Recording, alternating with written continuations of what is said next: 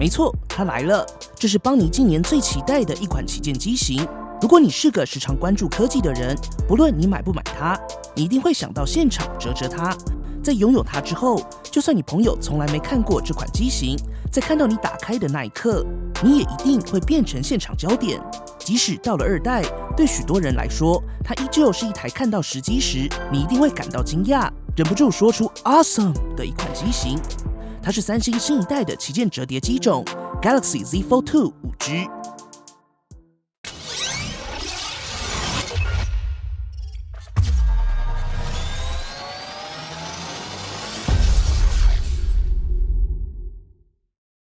邦尼作为一个 Galaxy Fold 1代的长期使用者，在拿到 Galaxy Z Fold 2 5G 的第一刻，心跳还是没有理由的突然上升。毕竟在行动装置中，已经好久没有这种探索未知的一款产品。这边邦尼说的探索，是你在打开来之前，你无法真正理解或想象这款产品拿在手上的实际体验究竟是如何。所以在看外观设计之前，邦尼想先帮大家复习一下，在1代 Galaxy Fold 时，邦尼对这款书本式折叠机型的理解。首先是外面的封面萤幕跟展开来后的折叠内页萤幕。在实际体验中，内外2个萤幕其实是为了2种不同的使用情境所设计。外面的封面萤幕大多是负责日常的手持操作，例如站立在捷运上的使用情境，行走时快速查看，或是任何只是想看个时间，滑一下手机，瞄一眼通知的使用情境。这块封面萤幕的存在，能够让你像一般手机一样用着 Z Fold 2，而更大的封面萤幕尺寸，也让手持时的体验，即使不展开，也能更舒服的浏览。那在手感上呢？虽然 Z Fold 2在折叠下的机身厚度接近2只手机，但因为左右宽度够窄，所以对一般男生的手掌来说，单手操作跟打字应该都不会有太大问题。不过如果是左撇子的朋友，建议现场摸一下。而里面这块大萤幕，让你可以在坐下来那一刻展开，手上就多了一台小平板。若是以小平板的角度来看， Z Fold 2在外观上应该是目前最极致的小平板选择。搭配上三星最佳化的应用程式流畅切换，大部分的 App 都可以在封面萤幕使用时无缝切换到内萤幕中。例如站立时用封面萤幕滑 Facebook， 坐下后马上打开，用内萤幕继续滑。而内萤幕到外萤幕的功能，只要透过设定，你就能在合上时继续在外萤幕观看。例如在内萤幕看 YouTube， 突然要走，直接合起来就可以继续在封面萤幕看 YouTube。最棒的是，当你在外萤幕开启2个 App 时，展开来2个 App 也会无缝的切换到内萤幕。那 App 的支援度如何呢？受益于 Android 在视窗比例自动调整的支援，在邦尼新一轮的125款 App 测试中，居然只有6款无法支援无缝切换，也就是 95% 以上的 App 都可以无缝切换。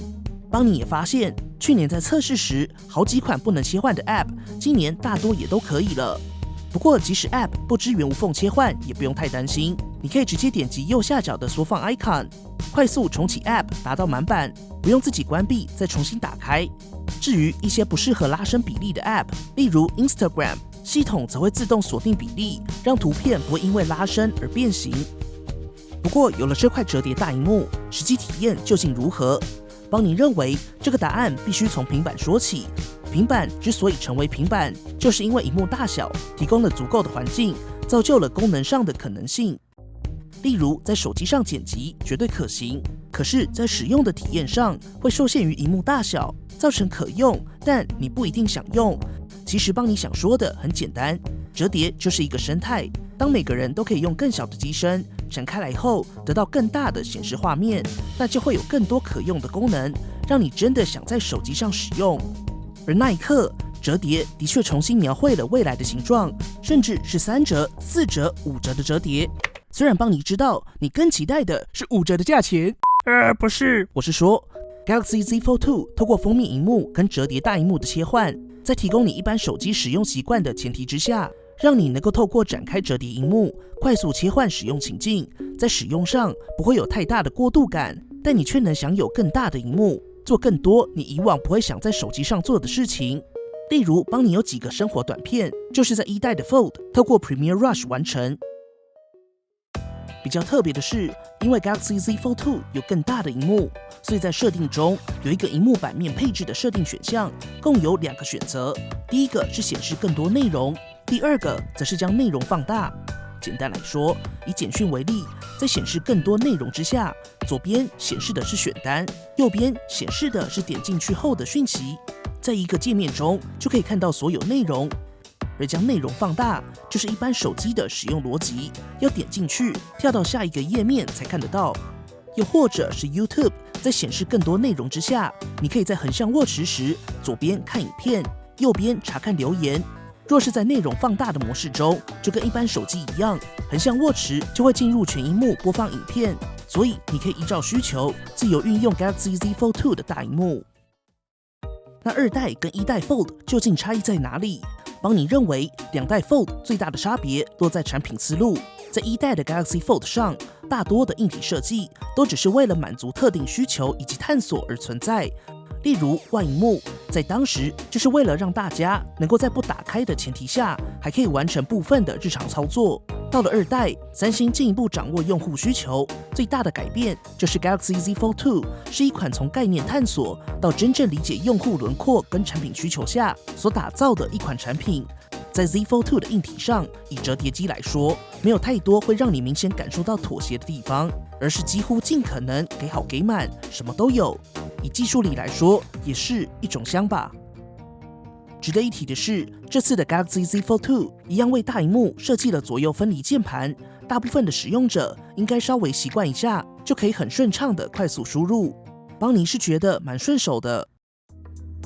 机身质感，相信邦尼就不用多说了。Z Fold 2还是一款充满利落线条跟设计细节的产品，大家有现场体验感受就知道。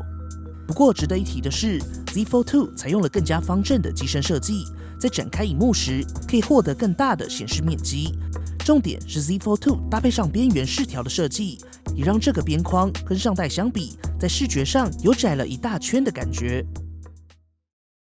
接着还是来看一下内外2块萤幕的实际表现吧。在封面萤幕上，采用一块 6.2 寸 25:9 HD Plus 60Hz 的 Super AMOLED 欧极线全萤幕，覆盖康宁最新的大猩猩玻璃 Victus， 背面是6代。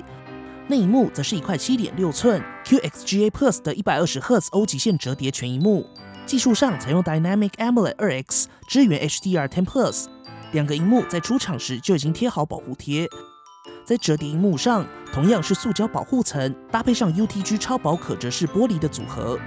邦尼还是稍微提一下，折叠目前最大的限制还是在萤幕表面材质。第1代 Fold 采用塑胶的保护层，所以萤幕基本不会有摔破的问题。但毕竟是塑胶，所以在萤幕表面比较难做到平直。不过好玩的是，在折叠推出之后，一开始应该有很多朋友，包含邦尼，都还觉得短期内折叠跟塑胶片会是相连的选项。但很快的，三星在 Z Fold 2就端出超薄可折式玻璃，除了能够一定程度的提供更好的韧性外，更重要的还是能够让萤幕更硬且平直，接近一般手机萤幕的硬式触感。想了解更多 UTG 超薄可折式玻璃的内容，可以稍后点击资讯卡，参考邦尼稍早的 Z Flip 5G 完整评测。折痕一样都有，但就跟过往的所有折叠机种一样，在点亮萤幕后，自己观看时是容易忽略的，但还是比较看个人，建议大家现场体验。在显示效果上，三星的旗舰萤幕还是稳稳的，萤幕依然通透，色彩也相当饱满，而120 Hz 所带来的流畅感，也解决了1代 Galaxy Fold 存在的果冻感。在 Z Fold 2上，一切都更加滑顺自然。不过邦尼认为的有感提升会落在萤幕亮度 ，Galaxy Z Fold 2在内外萤幕的亮度都更高，基本上也能应付在室外阳光下的日常使用。而大家讨论度蛮高的内萤幕开孔，邦尼自己是认为，虽然会稍微降低萤幕的一体性，但以 Z Fold 2的定位来说，内萤幕的镜头在视讯会议用大萤幕自拍、脸部解锁时还是有实用性。以功能来说，有还是比较好，大家怎么看呢？音效上同样搭载旗舰必备的双喇叭，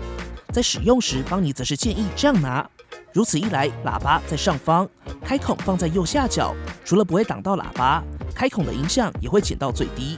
如果是喜欢全萤幕观看任何影片的朋友，也可以在设定中将 App 设定为全萤幕，你的影片就可以满版播放咯。同时在观看影片时，即使锁定自动旋转，当你进入全萤幕播放模式时，系统也会自动跳出旋转的快捷按钮，按一下就可以横向满版播放。邦尼自己是认为这个小按钮相当直觉且方便。大萤幕能有更好的影音娱乐体验，更舒服的游戏体验，邦尼就不再花时间多说。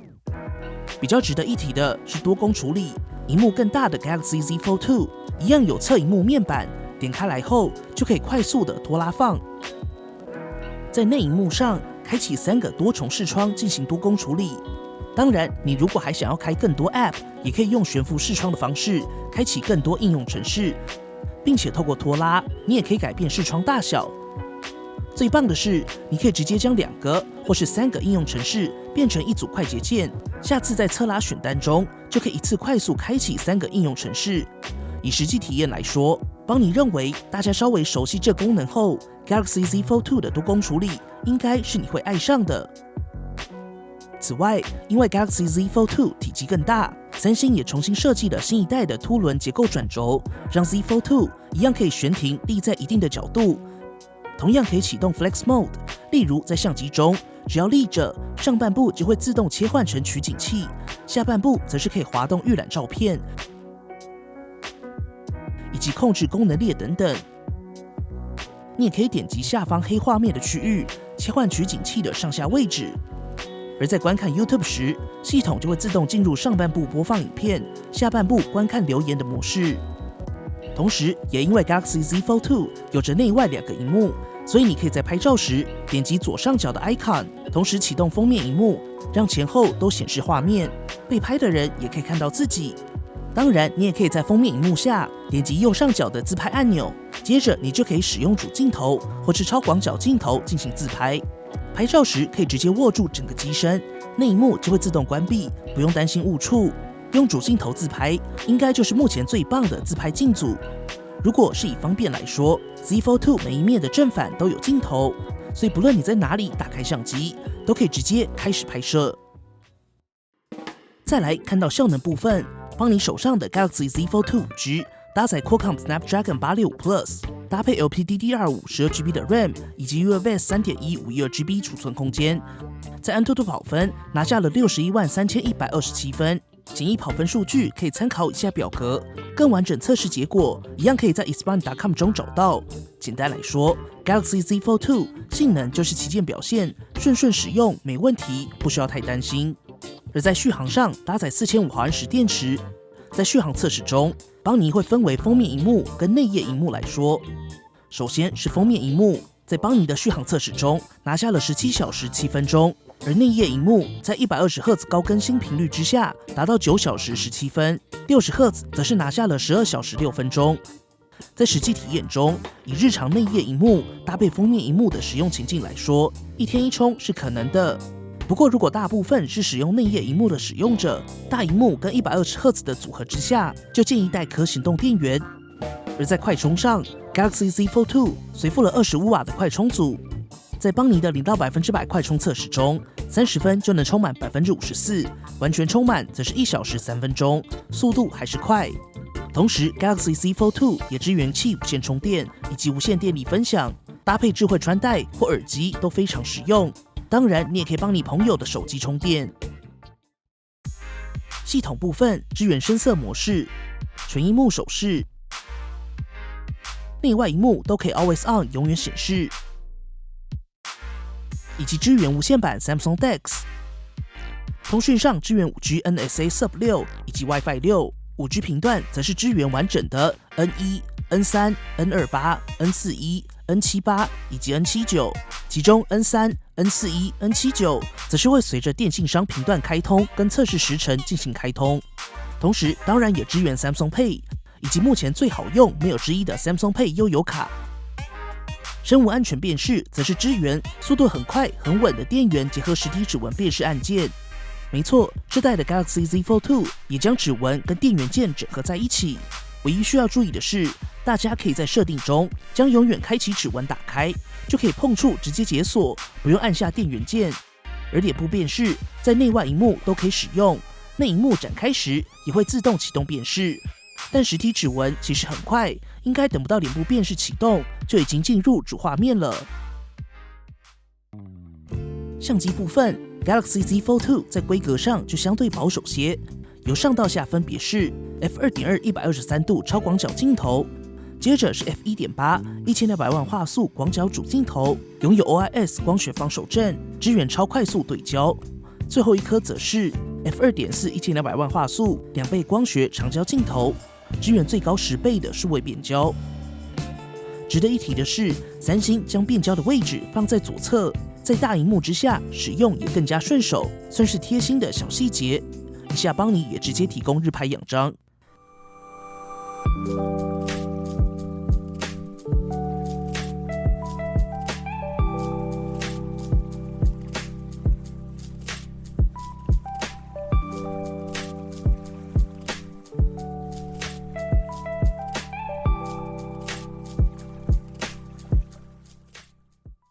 而在 Galaxy Z Fold 2上，同样有夜间模式，不论是自拍、主镜头或是超广角都可以使用。以下帮你也提供夜间模式开启前后的仰张。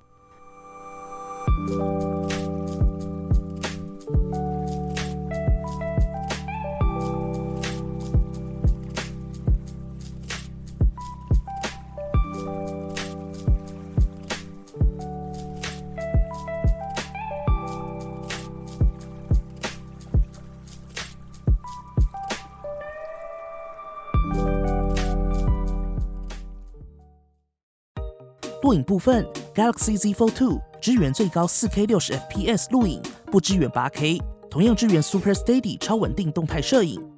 最好玩的是，超稳定动态摄影也可以在封面萤幕自拍时启动，非常适合 Vlog 自拍使用。不过拿着 Galaxy Z Fold 2 ，Vlog 一定是全场焦点。以下帮你也提供一组开启前后的对比，供大家参考。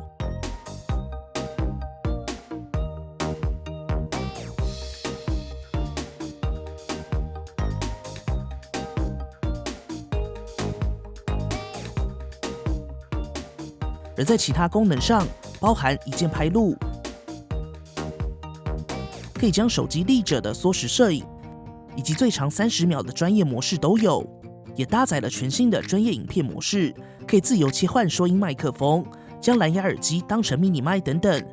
同样可以进行非常平顺的数位变焦，并且拥有类似峰值对焦的辅助对焦系统。简单来说，目前旗舰上的相机功能 ，Galaxy Z Fold 2也基本都有。整体来说 ，Galaxy Z Fold 2G 就是一款极度面向未来跟探索的机型。不过，相较起上代来看，它更加成熟稳定，并且是依照需求所打造的一款全新折叠机种。对所有真的想入手它的朋友来说，其实不需要太多理由，因为它就是 Galaxy Z Fold 2。